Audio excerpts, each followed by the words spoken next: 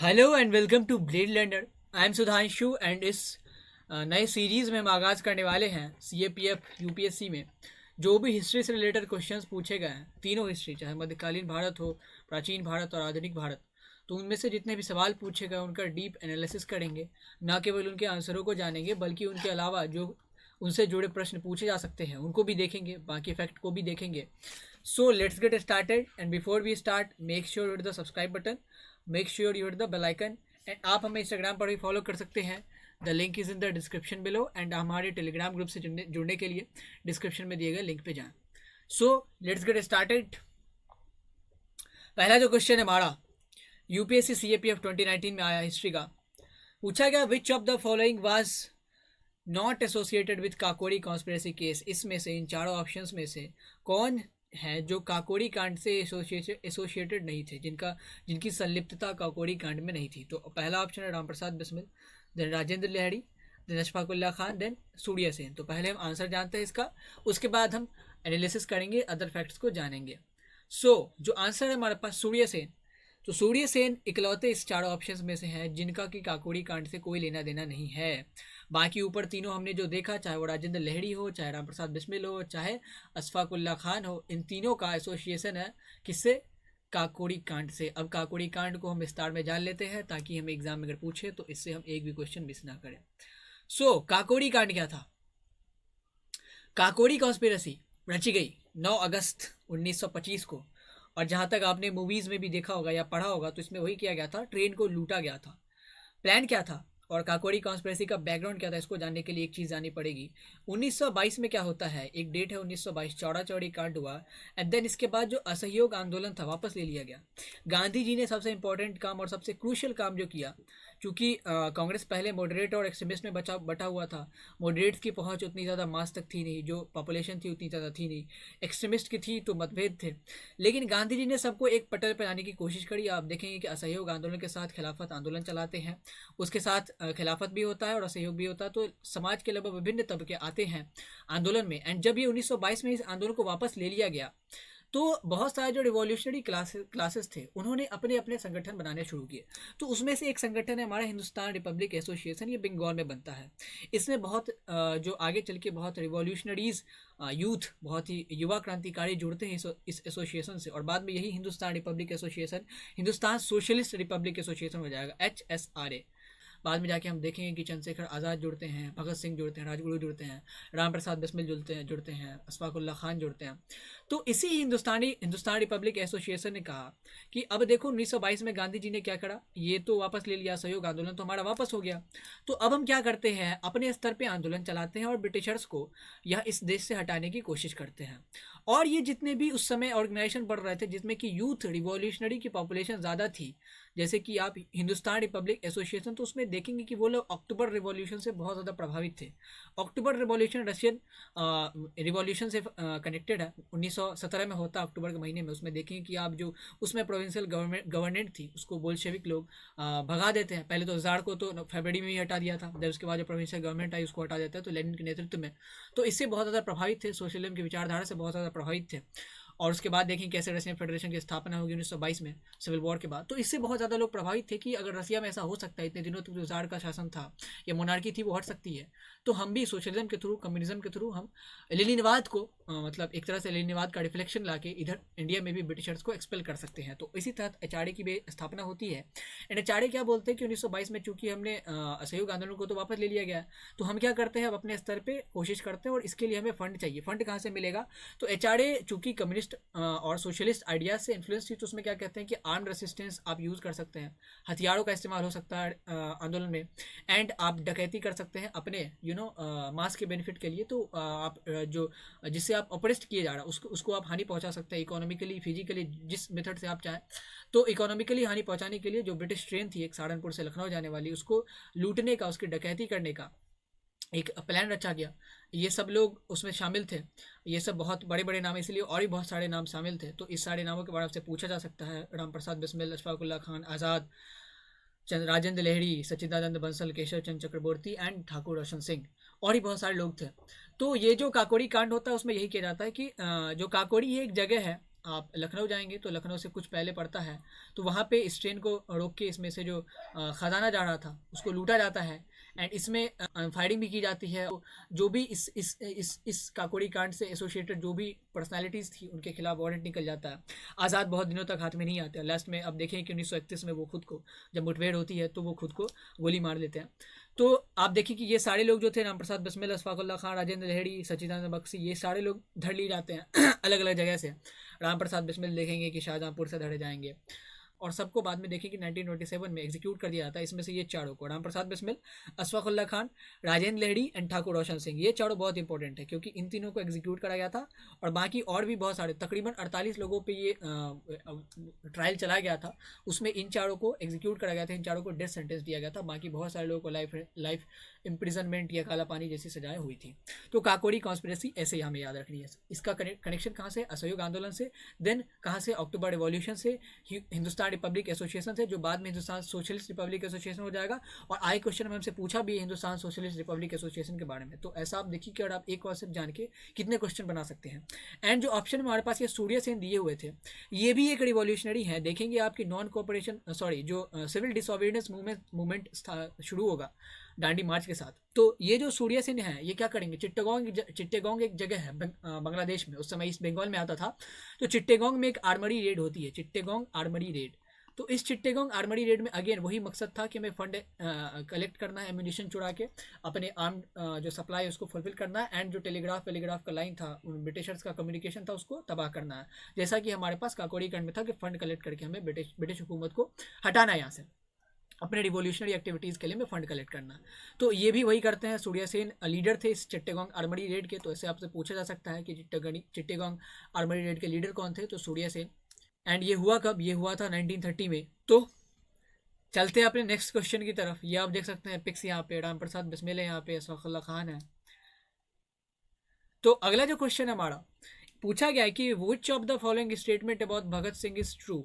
यहाँ पे is true के जगह इज नॉट ट्रू होगा, तो नॉट यहाँ पे मिस है। मतलब इसमें कहा गया है कि भगत सिंह के बारे में इसमें से कौन सा कथन जो है नहीं सही है।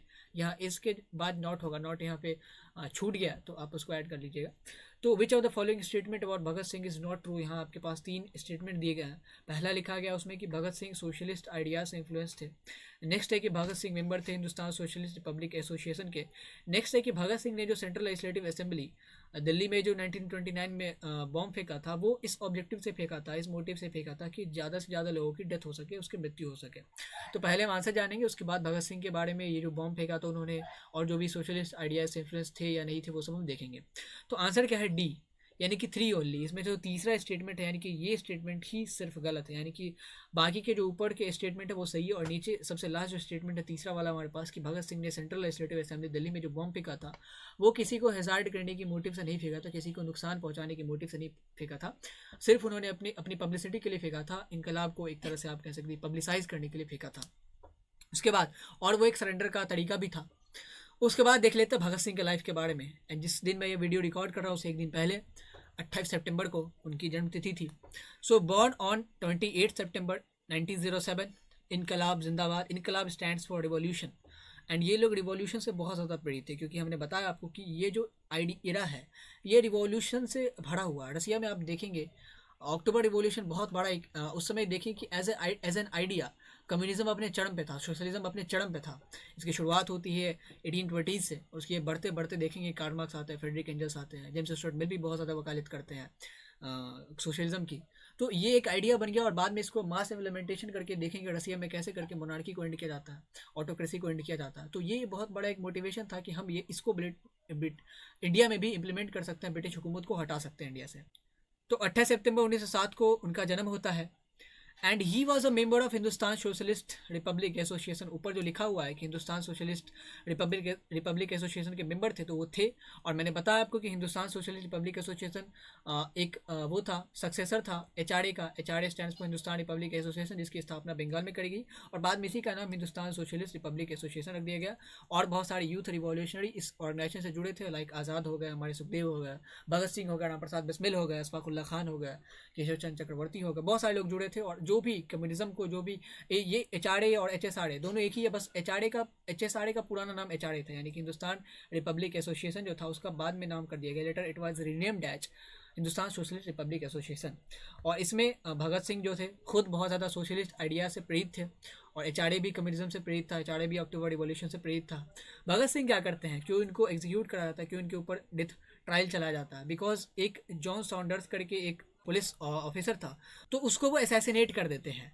बिकॉज हुआ क्या था कि लाला लाजपत राय जब साइमन कमीशन का विरोध कर रहे होते हैं तो जेम्स स्कॉट नाम का एक पुलिस ऑफिसर है, जेम्स स्कॉट क्या करता है, ऑर्डर देता है कि जो भी यहाँ पे प्रदर्शन कर रहा है उनके ऊपर लाठीचार्ज करो। तो जेम्स स्कॉट के इस ऑर्डर के बाद लाला लाजपत राय की डेथ हो जाती है। लाला लाजपत राय बहुत ही ज़्यादा रेवर्ड लीडर थे, मतलब एक्सट्रीमिस्ट के अगर कह दे तो पैट्रियार्क में से थे। लाल बाल पाल की तिकड़ी, बाल गंगाधर तिलक, बिपिन चंद्र पाल एंड लाला लाजपत राय, तो एक्सट्रीमिस्ट और जो भी रिवॉल्यूशनरी थे वो तो बहुत ज़्यादा रिवर्ड करते थे, बहुत ज़्यादा आदर करते थे। तो उनकी डेथ ने सबको एक मकसद दे दिया कि हमें इस जेम्स स्कॉट का बदला लेना है, इसको इसको इसको मारना है। तो उसके बाद अब प्लान रचा जाता है और जेम्स स्कॉट को मारने की कोशिश करी जाती है, लेकिन गलती से जेम्स स्कॉट की जगह जॉन सॉन्डर्स को मार दिया जाता है, हालांकि वो भी उसमें संलिप्त था। तो जॉन सॉन्डर्स के डेथ के ऊपर डेथ के मतलब इसके असैसिनेशन के बाद इनके खिलाफ वारंट जारी होता है और असैसिनेशन में और भी लोग जुड़े थे, जैसे आप कह लें कि राजगुरु जुड़े थे और आज़ाद भी जुड़े थे।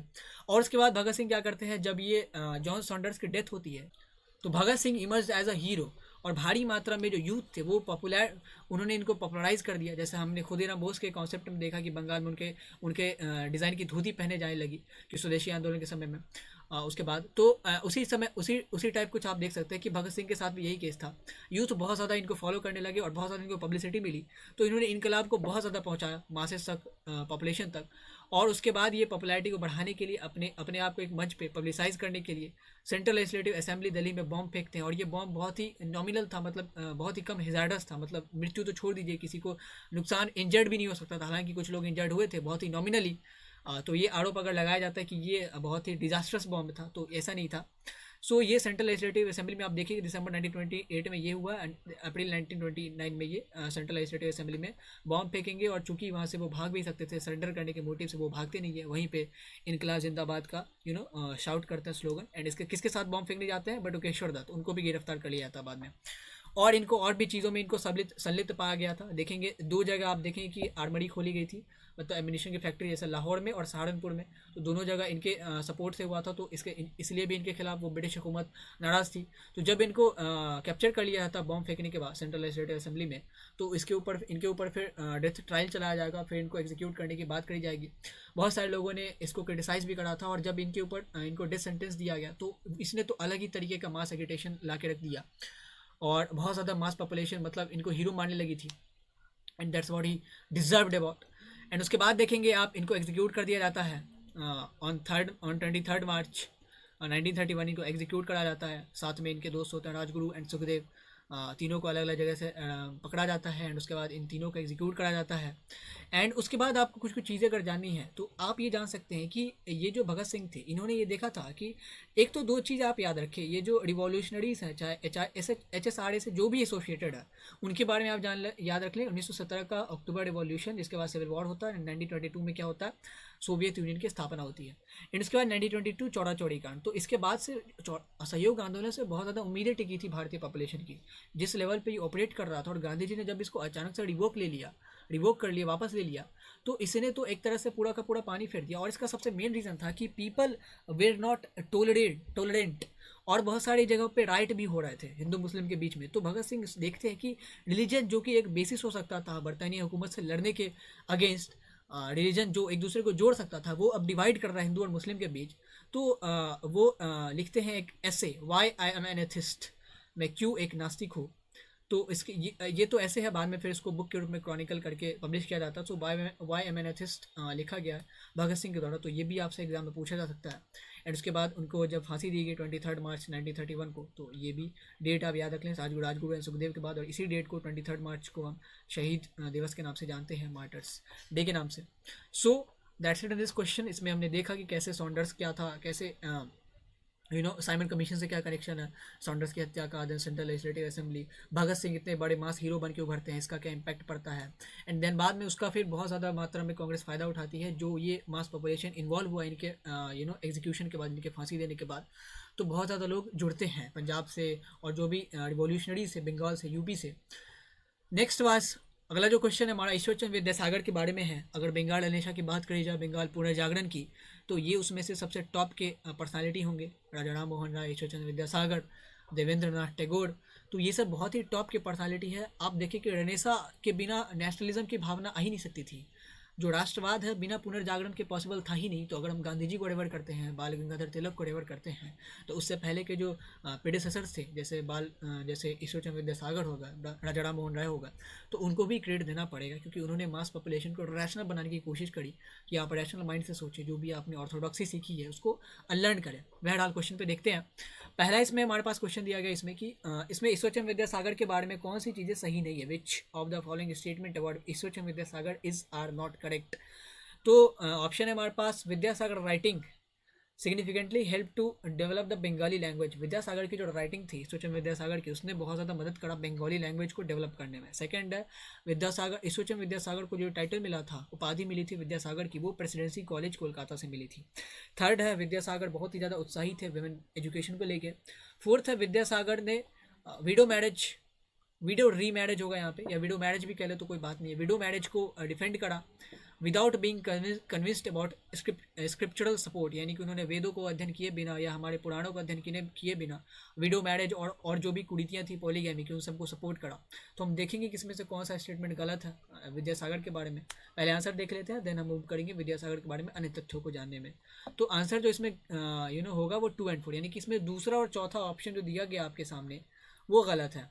दूसरा चौथा ऑप्शन जो यहाँ पे है, पहला ऑप्शन में क्या, दूसरा एंड चौथा स्टेटमेंट जो है हमारे पास, यानी कि विद्यासागर को जो टाइटल मिला था विद्यासागर का, ईश्वरचंद्र विद्यासागर को, वो प्रेसिडेंसी कॉलेज से मिला था, तो वो गलत है। एंड नेक्स्ट है कि विद्यासागर ने जो विडो रिमैरिज की वकालत करी, वो बिना पुराणों को पढ़े करी, वो बिना वेदांतों को रेफर किए बिना करी। तो उसके बाद जानते हैं सारे मतभेदों का, सारे मिथ का खंडन करेंगे अभी। Ishwarchandra Vidyasagar originally named as Ishwarchand Bandopadhyay ब्राह्मण फैमिली में, ऑर्थोडॉक्स ब्राह्मण फैमिली में इनका जन्म होता है। और उस समय हालांकि एजुकेशन अपर क्लास तक ही लिमिटेड थी, क्योंकि अंग्रेज़ जो एजुकेशन इम्पार्ट करते थे तो उनका एक डाउनवर्ड फिल्ट्रेशन की पॉलिसी थी। आपको ये जाननी ज़रूरी है। डाउनवर्ड फिल्ट्रेशन मतलब हम अगर अपर क्लास को एजुकेट करेंगे तो educate as an ripple effect वो क्या होगा कि लोअर क्लास तक भी चला जाएगा। जैसे हम पैसा आरबीआई बैंक्स को देती है, तो बैंक से धीरे धीरे पूरे मास के पास आ जाता है, हर एक पॉपुलेशन के पास पैसा होता है मनी सप्लाई के थ्रू। तो ऐसा ही उन्होंने सोचा कि अगर हम अपर क्लास को एजुकेट करेंगे तो उसके थ्रू लोअर क्लास भी एजुकेट हो जाएंगे। तो उसको सरासर ईश्वरचंद्र विद्योपाध्याय और ईश्वरचंद्र विद्यासागर अगर कहें तो वो सरासर इसको गलत मानते, कहते हैं कि एजुकेशन किसी एक तबके का, किसी खास जेंडर का या किसी खास कास्ट का अधिकार नहीं हो सकता, एजुकेशन पे सबका हक है। तो ब्राह्मण ऑर्थोडॉक्स फैमिली में ईश्वरचंद्र बंदोपाध्याय नाम से इनका जन्म होता है। संस्कृत के बहुत बड़े विद्वान थे, 12 सालों तक संस्कृत कॉलेज में पढ़ते हैं। देन बाद में जब ग्रेजुएट होकर निकलते हैं तो विद्यासागर की इनको उपाधि मिलती है। Vidyasagar means ocean of knowledge. तो इनको जो उपाधि मिली थी वो प्रेसिडेंसी कॉलेज से नहीं मिली थी, संस्कृत कॉलेज से मिली थी। एजुकेशनलिस्ट बहुत बड़े थे एंड इन्होंने एडवोकेट किया था जब संस्कृत स्कॉलर के रूप में निकलते हैं संस्कृत कॉलेज से। उसके बाद एक फोर्ट विलियम कॉलेज था, तो फोर्ट विलियम कॉलेज की स्थापना करी गई थी लॉर्ड वेलेस्ली द्वारा। तो वहाँ पे ये एज अ प्रोफेसर पढ़ाते हैं। देन बाद में फिर संस्कृत कॉलेज में आते हैं, वहाँ पे असिस्टेंट सेक्रेटरी बनते हैं, देन वहाँ के हेड मास्टर भी बनते हैं, प्रिंसिपल भी बनते हैं। तो जब वहाँ पे इनको अथॉरिटी मिली तो इन्होंने ये वो संस्कृत कॉलेज जो अब तक से ब्राह्मण क्लास या अपर क्लास के लिए खोला था, इसको उन्होंने हर एक क्लास के लिए खोल दिया।